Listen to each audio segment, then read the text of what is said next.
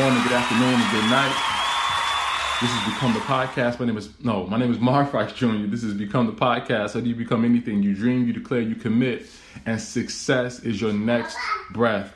If you hear a little voice in the background, that's Simon. Simon had a little bit of a cough this morning, so he got up extra early. So I said, let's go down to the Lego room, the blue room, and I'm going to record my podcast. And you're going to hear a little bit of Simon in the background, but also we're going to talk to Nate, assistant coach from Indian Hills, and just talk about coaching, talk about some of the pressures of coaching that sometimes we don't get a chance to. We often hear about their losses, we hear about their wins, we hear about any allegations or any technical files, we hear about all the bad stuff, but we don't know much about the pressures that accumulate when it comes to coaching Division I basketball, and how you have donors, you have people who support the program who may have a voice because they've donated millions and millions of dollars to the program or to the school in some capacity, and because of that, they have a little bit of power, probably a little bit more power than they should have, and how that impacts just one person working very hard to do their job, working very hard to impact young men and women, and working very hard to do what coaches are supposed to do in terms of use the sport as a tool to develop the individual. But sometimes we don't get a chance to hear those stories because all we care about is the win, the loss, or the allegation. So I'm going to call Nate, and then we're going to talk to Nate for a little bit and catch up on Indian Hills, but also talk about the pressures of coaching. So let's get Nate on the line.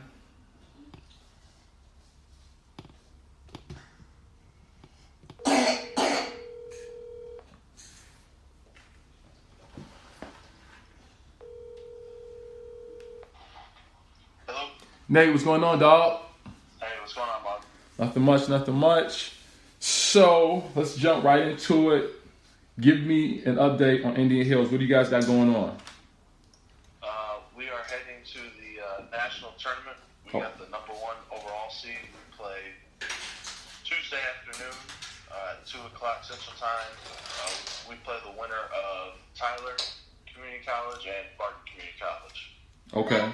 Now, give me some updates on your last game, some key players or some unsung players or some narratives that kind of give us an update on what it took to get through, or what it took to get to being the #1 seed in the national tournament. Yeah, we played our district championship last Thursday against North Dakota State College of Science, and they run kind of a funky offense. It's kind of like a dribble drive, but they'll just kind of back you down. Okay. Just keep their dribble alive and kind of keep going side to side, and it kind of caught us a little bit off guard. And they don't really have a true big, so it was a little hard for our big guy to guard one of their players. We normally stick them on like a non-shooting 5-man. Yeah. And kind of let them roam and protect the rim. Well, so we were down 6 at half. Came out ton of energy at halftime, and start of the second half. And, pushed it back to a tied game, and then just kind of from there on just pushed it up. But they kind of run a funky offense, and our guys were a little caught off guard. It's a little hard to simulate it, just as much as do it, because they really do. I mean, it's a weird deal. I have to show you some video when I get back in town, but it's like the dribble drive, but they're butts to the basket all the time. It sounds like, is it a bit of like a throwback offense where maybe there's not as much spacing, or is it the spacing is there, like the contemporary spacing is there, where you got probably 4 out, 1 in, or maybe 4 out, 1 in the short corner somewhere, but because they're doing this whole, like, where everybody else wants to kind of pass, dribble drive, pass, and create spacing and attacking opportunities that way, they're just more so more dribble oriented and like people are just dribbling more? Is that kind of the feel of it? Yeah, a little bit. You know, it's a lot of backdoor stuff. Okay. And it's kind of, you know, sometimes they get into like a 5-out type. Okay. You know, they'll start it like their 5-man. Technically their 5-man is like a 6'4". Oh wow. Kind of wing. I get it. So he would dribble it up, you know, and it would start in a 5-out look. Yeah. And, you know, he might dribble one way and that dude backdoors, and then he might, you know, kind of flip his head and start dribbling to the other elbow, and then those two guys backdoor. And, you know, it's just a little kind of a funky offense. And they came out shooting it well. Now I get it. When you say you got a 6'4", on that level where you may see the 6'10", the 6'8", the 6'9", you know, traditional bigs, especially on the college level. I don't know how many footers you guys have seen, but when you're seeing the traditional bigs, and then all of a sudden you see a 6'4" center, automatically that makes things funky. And then when this guy's handling, dribbling, and he's a wing, and they're playing small, and you know they're really good at it because they've gotten this far, so you know they're really good at playing small. So you want to take them for granted, but you can't because you realize they are where you are. So I'm pretty sure that does throw it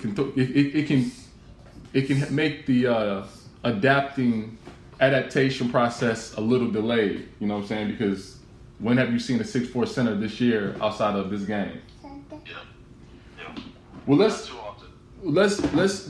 quickly switch gears, but I want to stick with Indian Hills.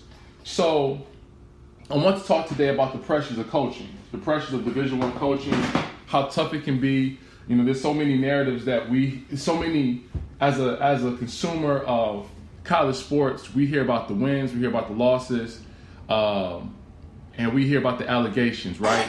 We never, Simon's got a cough. We never hear about the relationships. Wait 1 second. Are you okay, man? Get your fingers out of your mouth. Okay. Sorry about that. We never hear about the relationship building. We seldom hear about some of the community stuff.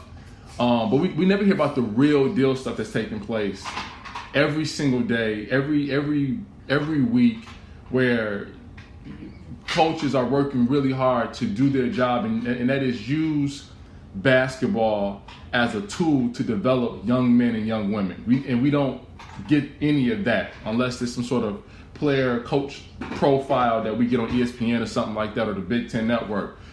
So what I wanted to do is talk about Indian Hills. You guys are, the pressure is mounting. You guys are undefeated. You're now going to the tournament where it's single game elimination. How has the coaching staff, how has the players dealt with the pressures of winning and handle the reputation of being an undefeated team going into every game moving forward?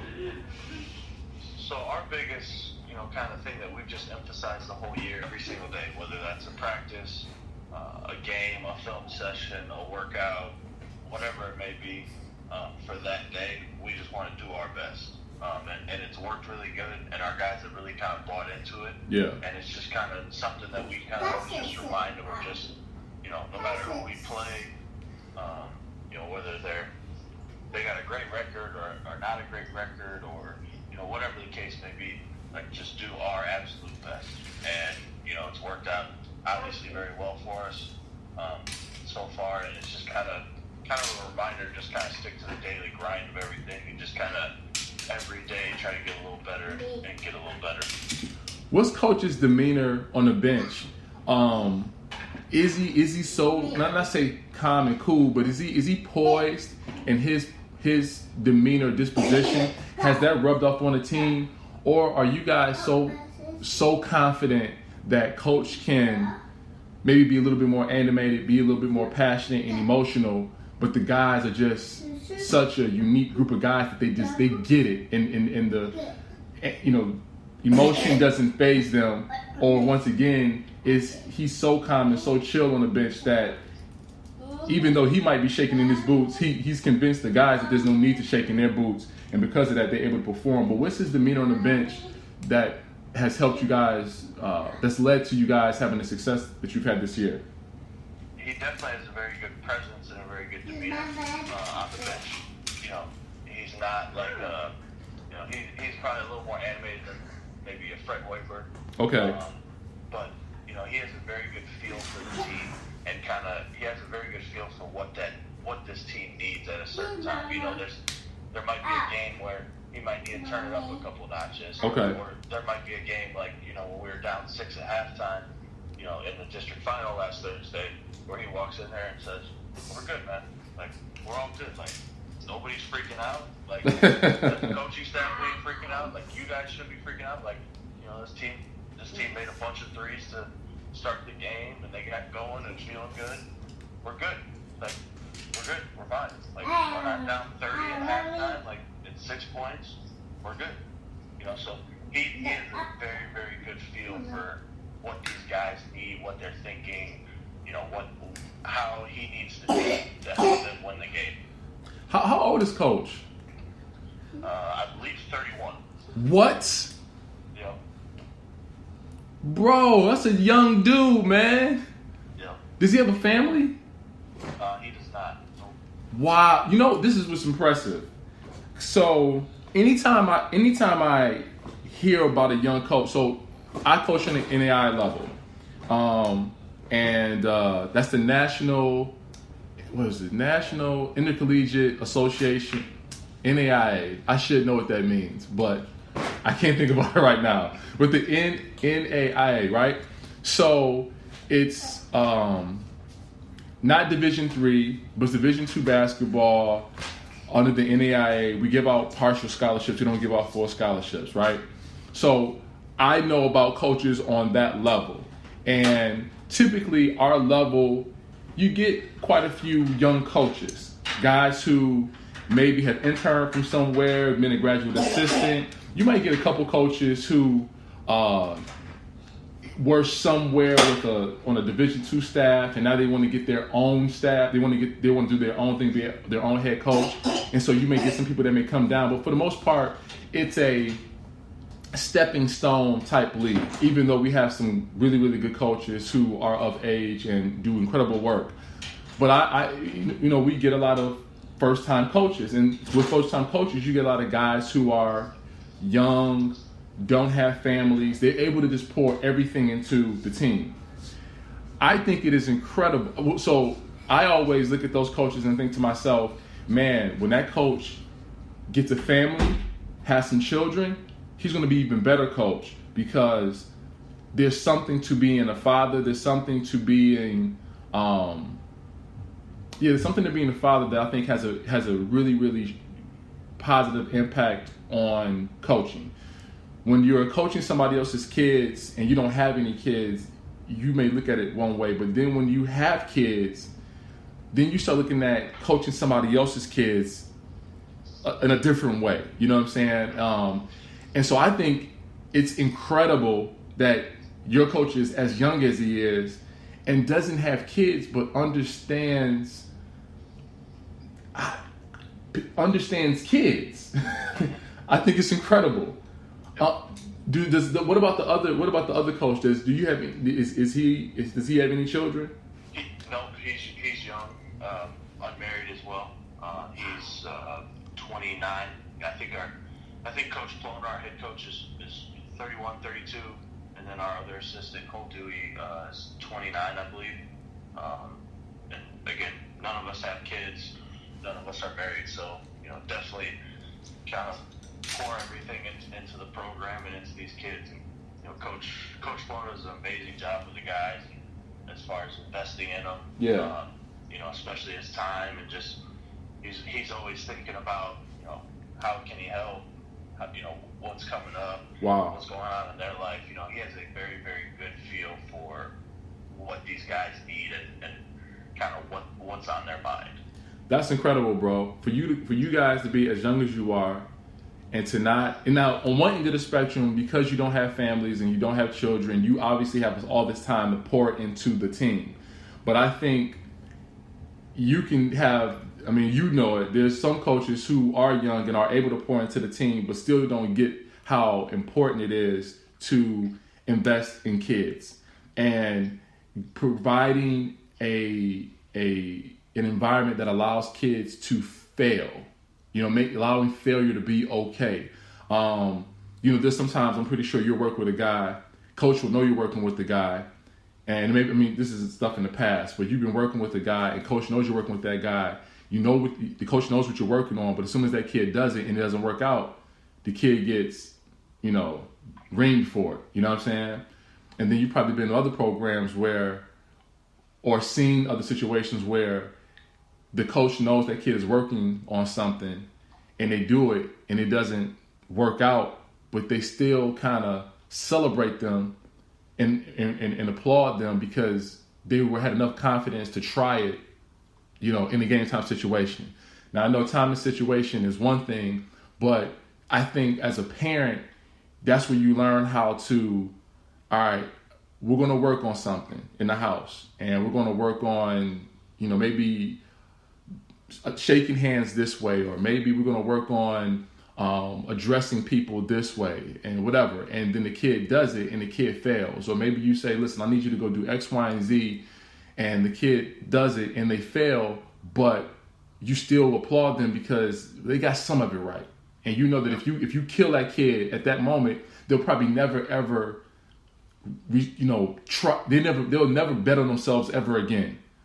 But if you applaud that kid, he may or she may continue to bet on themselves, and try to do their best to exemplify or exercise whatever it is they've been learning with the parent. And I think when you have an environment like that in sport, from a player-coach relationship, that's when you get kids to, first of all, listen, but then be fearless in their exercise of whatever it is the coach told me to do. I'm gonna work my butt off to execute it, and I'm gonna be fearless about it. And I think that's when you have a really, really good coach-player relationship bond. You have an environment that will elicit, healthy development. Let's talk about some of the pressures of college going on. I thought I turned it off. So let's talk about some of the pressures of coaching on Division I level. Again, we hear about the wins, we hear about the losses, we hear about the allegations, and we hear about some kind of sometimes miscellaneous stuff. This guy got thrown out of a game, the tech, whatever. This guy's on a losing streak of some sort, or this coach's player, got in a little bit of trouble, whatever. We hear about all of that stuff, but we don't necessarily know all the time how much pressure these coaches are under, especially with the recent allegations of players being paid prior to coming to a school or being paid to play in college and all of that stuff. We hear about that, but we never hear about all the coaches who are working their butt off to not only keep a job, but working their butt off for a lot more people than we think. What can you tell us about, that world? It's definitely a business, especially at the highest level. As a coach, at that high Division I level, like you're being paid to, win games, obviously, and also to, bring fans in, bring support in through boosters and donations and stuff like that. So, it is definitely a business at that level. But at the same time, I think all the coaches, I would assume, get into it like for the reason that you just mentioned a little bit ago, like help these young men kind of grow and develop. Yeah. And sometimes you got to kind of balance the two, because if you help, they don't always line up together. Sure. You can't always help grow and help these guys grow and learn and and develop, and that doesn't automatically mean you're winning. Mm-hmm. Yep. So you a lot of coaches at that level do a very good job of keeping both of those, going. Keep developing and growing and making sure these guys are growing up on and off the court. Sure. While also making sure they're winning games. Yeah. So it's definitely kind of both those pressures, and obviously, like you said, like all the outside pressures is they just want to win games. Mm-hmm. Like how much are fans worried about this kid growing up a little more in the off season? Mm-hmm. They're probably a little more worried about his jump shot getting a little better. Yeah. So they can win a couple more games. Sure. And your probably average fan is, they just want to see their team win. Yep. They want to see their team go to March Madness. They want to see their team advance in March Madness. And then if the kid develops, they say, oh, that's awesome too. But did you win that year? Did you lose? What happened that year? So it definitely kind of sometimes it gets lost just because of all the pressure and how much of a business that high major level definitely is. You think about it a lot of times. You're talking about, I was looking at the Fab Five doc, and I think when Chris Webber called the timeout, he was a sophomore, so I'm assuming he may have been 20 years old. And so imagine that kid having to go back to class the next day. You know what I'm saying? Now, I don't know if he went back to class, if it was just straight, like, now I'm about to just start preparing for the NBA. I don't know if they were doing it like that back in the day. I don't know if it was like after the tournament, I just started training. But you think about some of the things the mistakes that kids make, or some of the failures that are seen on TV, whether it's a turnover or it's a missed shot or whatever the case may be, and then they got to go back to school the next day. It's just sometimes we just don't think of that kid and how much pressure is on that kid, but then also how much pressure is on that coach to help that kid power through, to help that kid go back to class and go back into society, go back into campus and be confident and be resilient and not allow the outside voices to impact them. It's just, these coaches do so much that it's so much pressure on them to do so much for that kid, especially when mom and dad might be in the picture, but just away, Especially now, like just with social media. Oh man, yeah. How much fans are interacting with players? It's your Facebook comments are all good when you're winning, but if you miss that shot, like you said, you got that turnover. As soon as you get to your phone after the game, there's 50. What are you doing? What are you thinking? Why did you do? On Facebook, Twitter, Snapchat, Instagram. Man, bro. So it's just kind of, when it's going good, that social media is good, and when it's going bad, that stuff can turn quick. So, but I think a lot of players at that level do a really good job of just handling social media, and a lot of coaches kind of help, navigate that for them. And whether that's, hey, let's not be on it at all. Let's turn your notifications off so it's not buzzing every 2 minutes. But that's definitely something that coaches are having to address more and more at that level. This is just a side note comment, and then I get to the next question, and then we'll get out of here. But I was just watching on Instagram. There was this video of the Cavs players going into some practice facility. It looked like they were on UCLA's campus. I could be wrong. And so this kid is asking for Larry Nance Jr.'s autograph, and Larry Nance Jr. he just ignores him. He goes into his phone to kind of as a distraction. You know what I'm saying? And he walked past. And so the immediate response is like, dude, who are you? Get this kid an autograph.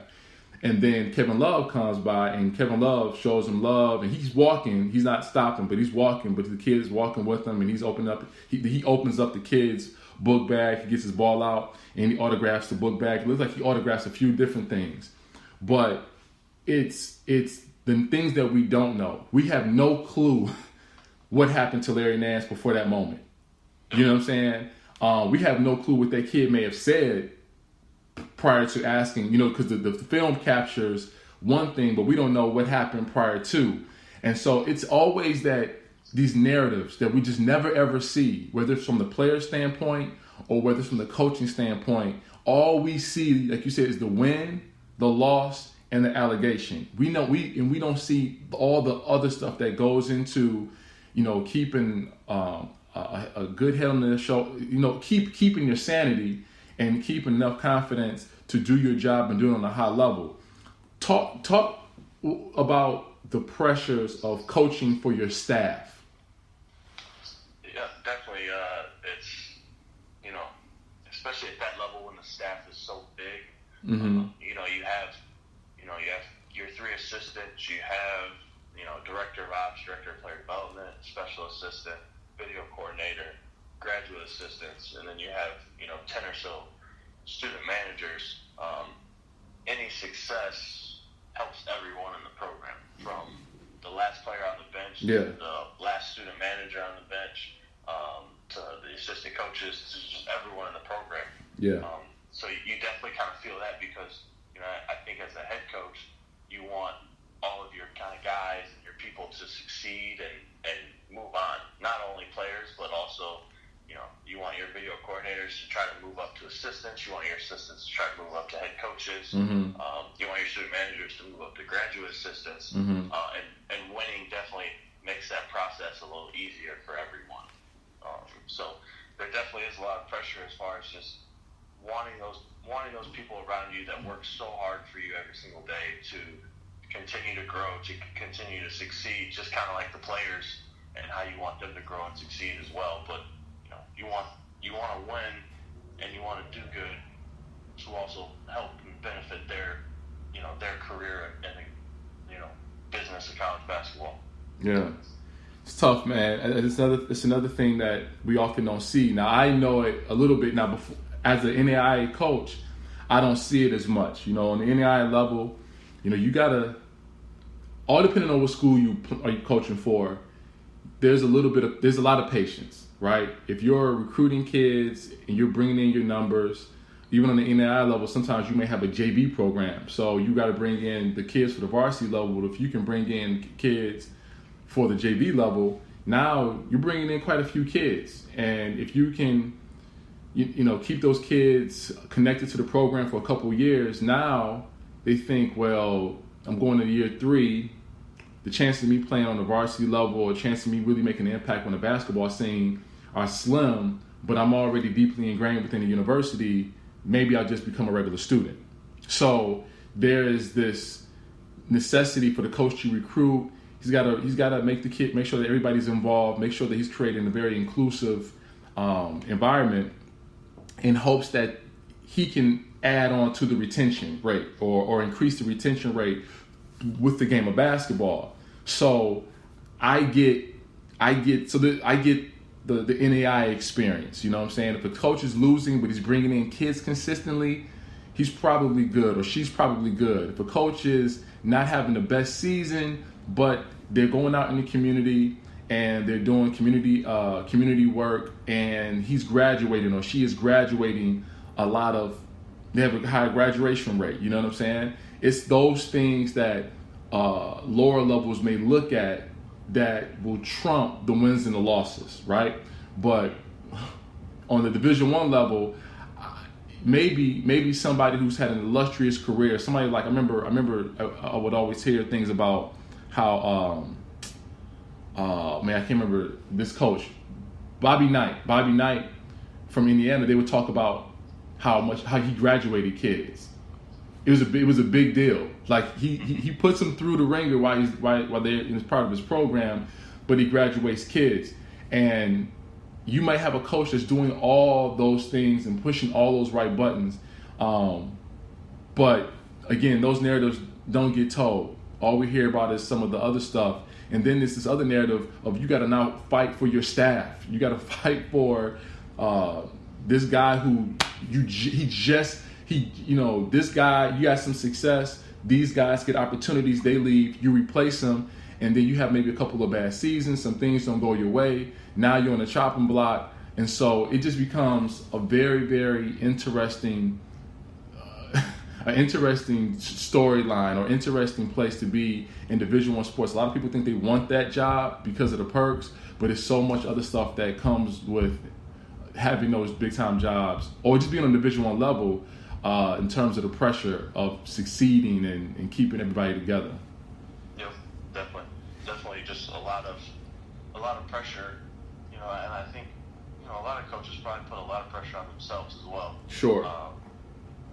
And that probably helps and hurts a little bit. Yeah. It helps them probably kind of keep going and stay on it just because they're putting more pressure on themselves than kind of the outside world's putting pressure on, whether that's to make sure the players get better. Yeah. Make sure they're getting recruits, make sure they're winning games. Yeah. But just because it's a business and because of some of those schools, the Dukes, the Kentuckys, the really big time schools that are really, they're generating a lot of money. Yep. Through so many avenues, but there's the pressure to win. All right. Well, we were going to talk about the recruitment process, or not the recruitment process, but just coaching today's high-profile NBA prospects. But we'll say that for another time. I hear Simon; he's left the room, and then I hear him crying. So I think it's time for the podcast to be done. But let's wrap. Let's wrap soon. Probably sometime early next week. Catch up. Let's pick up. Let's start where we left off from. Because I also want to talk about some of the cool stories. We talked about just the reality of it, but then there are also some cool stories, some coaches doing some really cool things, some things that you've seen, some things that I've seen that we want to shed some light on because we don't want to be a downer. But what you guys got up next? Like, what's your next game and whatnot? We head to Hutchinson, Kansas. Hutch is the junior college national championship. Yep. National tournament. Yep. We played Tuesday. We got the winner of Tyler Community College and Barton Community College. Okay. So. Well, cool. Hopefully, all depending on what your schedule is, maybe we can talk maybe Monday. But if your schedule's too crazy, I get it. But it'd be interesting to see, just talk about what you guys, what's the feel of the team going into this game. And it's also what's the feel of the coaching staff and the players alike as we talk about pressure and stuff like that. But I'm gonna let you go. And another good podcast, man. Every time I do a podcast with you, I get really good numbers. So I think I might start talking to you every day. But hey, man, thanks a lot, Nate. Thanks for getting up early in the morning with me, man, and rapping with me. And I'll be talking to you soon, bro. Sounds good. Appreciate you. Y'all talk soon. Take care. Bye. That's it. We're done. Greatness lives on the edge of death. I'm not afraid to die. I will fight for my dreams. I will celebrate my dreams, and I will die for my dreams. Thoughts are things, and everything starts off as a thought first and springs from a place of mindfulness and clarity. You think you know, but you have no idea what it's like to be in Division I coaching. I'm not in Division I coaching, but I do know that there's some things that just don't get shown and played on ESPN. But with that being said, you all take care. I'll be talking to you soon. Mar Fox, done.